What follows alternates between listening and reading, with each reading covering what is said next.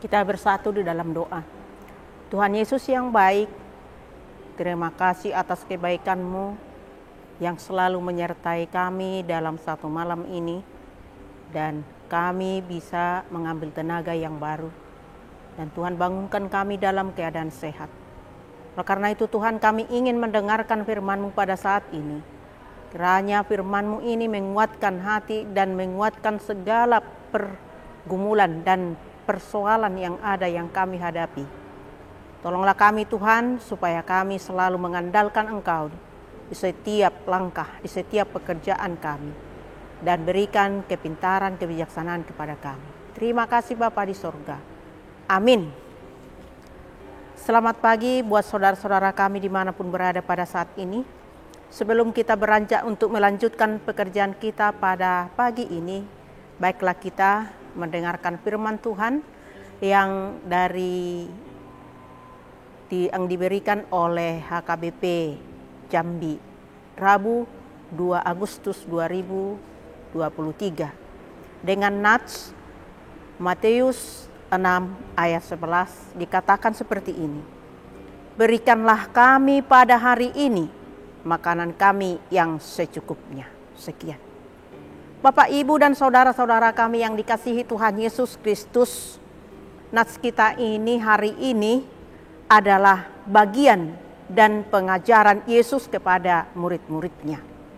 Apalagi dalam hal yang disebut dengan doa. Nah, ini seringkali kita sampaikan dalam doa kita, ya. Seperti nats kita hari ini mengatakan, berikanlah makanan kami pada hari ini, makanan kami yang secukupnya. Mengapa ini menjadi bagian pokok ajaran yang diajarkan oleh Tuhan Yesus? Ada orang yang biasa menganggap bahwa persoalan makanan, persoalan duniawi, persoalan harta benda itu negatif. Itu dianggap jahat. Memang benar. Ada ungkapan bahwa akar segala kejahatan adalah cinta uang. Itu akar kalau kita cinta uang, tapi akar segala kebaikan juga bisa dari uangnya kalau dipergunakan dengan baik.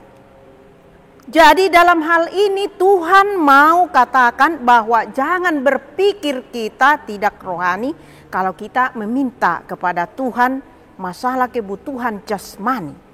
Jadi dalam hal ini Tuhan Yesus tidak ekstrim mau menjauhi perkara duniawi kalau mengatakan, wah, kamu ini duniawi saja. Kamu ini duniawi masih saja memikirkan perkara duniawi. Masih saja sibuk dengan hal duniawi. Tidak. Ini tidak. Ini Tuhan Yesus mau mengajarkan kepada murid-muridnya bahwa perkara makanan ya dalam konteks Yesus itu artinya roti.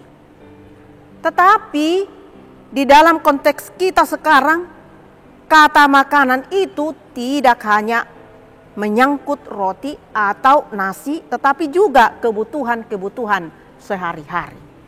Misalnya listrik, bayar air, bayar uang sekolah anak-anak, bayar kontrakan, bayar pulsa, bayar sampah, dan lain-lainnya. Ia memang menjadi kebutuhan. Jadi dalam bagian ini, keluarga dikasihi Tuhan dan juga jemaat Tuhan. Kata makanan ini tidak diartikan hanya sekedar nasi tok, sekedar roti.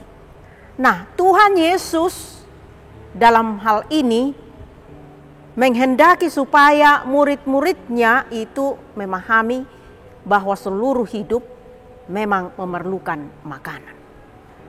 Dan Tuhan itulah tempat kita memohon. Itu memang benar.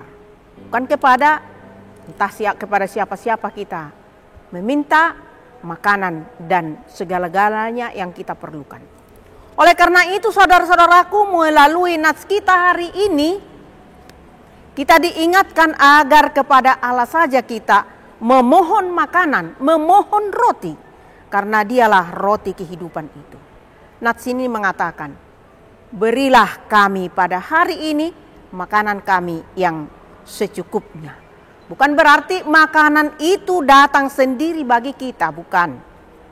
Permintaan ini umatnya mengajarkan kita untuk mengingat bahwa Tuhanlah sumber kehidupan, sehingga kita memohon penyertaan dan berkat-Nya dalam pekerjaan kita mencari nafkah yang sejatinya telah disediakan Tuhan dalam bumi ciptaannya ini. Saudara-saudaraku, nats ini juga mengajar kita untuk mengenal, mengutamakan kebutuhan yang mendasar, berpikir sederhana dengan membatasi permintaan kita, yaitu hari ini serta upaya menjalin hubungan yang terikat setiap hari kepada Tuhan. Dalam ajaran Luther dalam buku Katekismus kecil mengatakan, makanan kami secukupnya. Bukankah sebatas kebutuhan primer, tetapi juga menyangkut kebutuhan sekunder, yaitu sandang, pangan, anak, saudara, keluarga, dan hal yang dianggap perlu dalam kehidupan sosial manusia. Jadi permintaan berilah kami makanan secukupnya pada hari ini mengajar kita untuk mengetahui apa yang perlu sesuai situasi dan kondisi yang kemudian kita tindak lanjuti melalui pekerjaan kita. Bapak, Ibu, saudara-saudara kami yang dikasihi Tuhan Yesus Kristus, kalau kita memperhatikan permintaan ini dari permintaan yang lainnya dalam doa Bapa kami, permintaan keempat ini bukanlah permintaan yang utama dalam kehidupan kita sebagai orang percaya. Makanan bukanlah suatu yang prioritas dalam kehidupan ini. Yang prioritas dalam hidup orang percaya adalah membangun persekutuan yang hidup dan intern kepada Allah. Dengan terbangunnya persekutuan yang hidup dan intern, kita akan semakin tahu apa yang diinginkan Tuhan dari kita, yaitu menempatkan keberadaan Allah sebagai sentral di dalam diri kita dan kehidupan ini. Setelah hal itu terlaksana, saudara-saudaraku, barulah kita melangkah kepada keberadaan dan kebutuhan kita. Niscaya Allah akan mendengar dan memberikannya kepada kita. Amin. Kita bersatu dalam doa. Terima kasih Yesus atas sapaan firman-Mu buat kami pada pagi ini. Mengatakan kami sangat memerlukan, membutuhkan makanan rohani dan makanan badani kami. Karena itu Tuhan, Engkau mengajarkan dalam firman ini pada saat ini.